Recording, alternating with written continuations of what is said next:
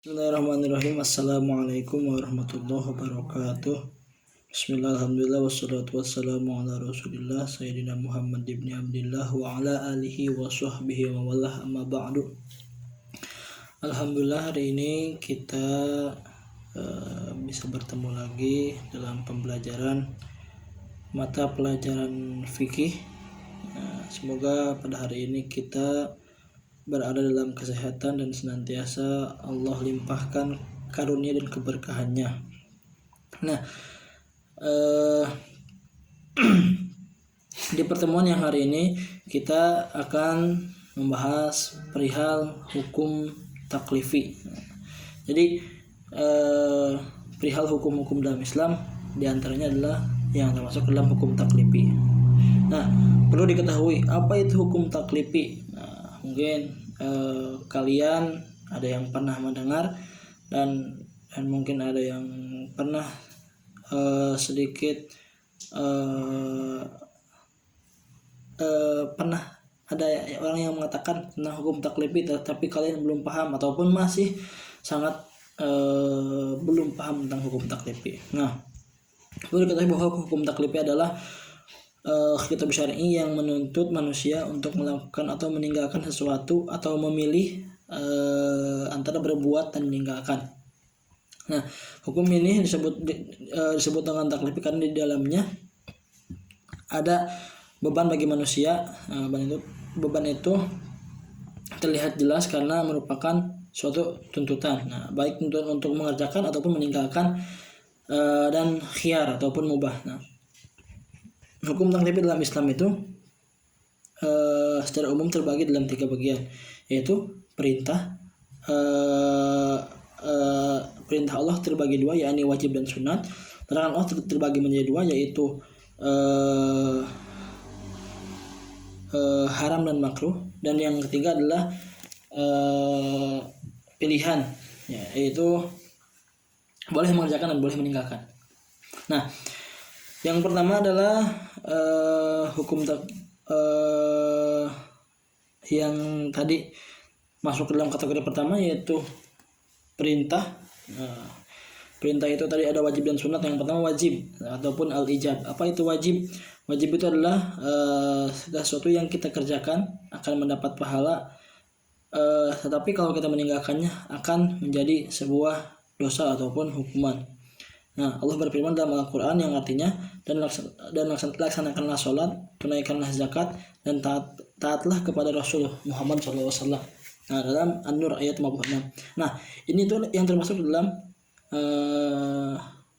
hukum taklifi yang wajib ataupun al-ijab. Nah, wajib itu terbagi kepada beberapa bagian. Ada yang akan wajib ain, wajib kifayah. Nah, seperti itu. Yang kedua adalah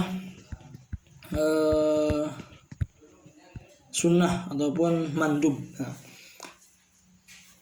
bagian kedua adalah sunnah ataupun mandub yang masuk ke dalam perintah. Nah, sunnah itu adalah dalam pengertiannya jadi diberikan pahala ataupun ganjaran apabila dikerjakan, dan tidak diberikan hukuman ataupun tidak diberikan siksa kalau kita tidak mengerjakannya. Nah, sunnah itu ada muakkad, ada ghair muakkad. Ya, seperti itu. Yang ketiga ada haram. Nah, haram ataupun at-tahrim.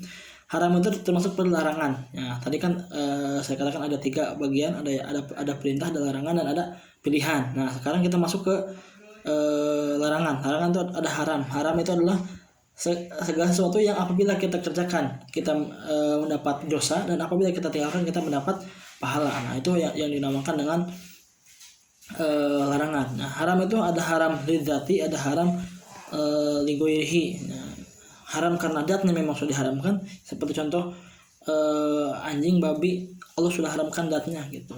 Nah, ada juga karena lighairihi, memang barangnya halal tapi cara mendapatkannya, ya ghairihi, jadi selain barang tersebut haramnya. Nah, oke. Yang keempat makruh, yang termasuk larangan bagian kedua adalah makruh. Nah, makruh itu adalah apabila kita mengerjakannya tidak berdosa, tetapi apabila kita meninggalkannya mendapat pahala. Nah, itu makruh.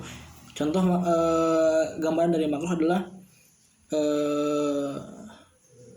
kita dimakruhkan. Contoh makan yang berbau-bau, contoh makan pete, makan jengkol, nah itu yang termasuk ke dalam makruh. Nah, gitu. Nah, Allah berfirman dalam Al-Qur'an, hai orang yang beriman, janganlah kamu menanyakan hal-hal yang jika diterangkan kepadamu niscaya menyusahkanmu, gitu. Nah, makruh itu adalah makruh tanjih, makruh tahrim. Nah, makruh tanjih itu makruh yang tidak dicela bila dikerjakan. Nah, contoh merokok, makan jengkol, sholat di akhir waktu. Sedangkan makruh tahrim adalah makruh yang dekat kepada haram. Nah, seperti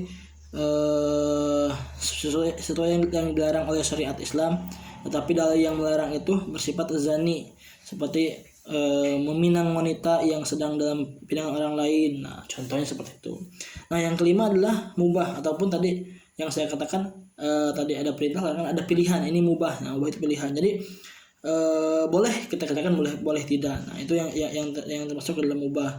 Ya, mungkin untuk contoh dari mubah adalah makan dan minum dan sebagainya. Nah, mungkin itu yang dapat saya sampaikan perihal hukum taklifi. Jadi hukum taklifi itu adalah hukum yang memang ya mungkin setiap hari kita dengar, ada wajib, ada sunnah, ada haram, ada makruh, dan ada mubah. Nah, itu yang mencakup pada hukum taklifi. Mungkin untuk cukup sekian untuk saya, semoga ada manfaatnya.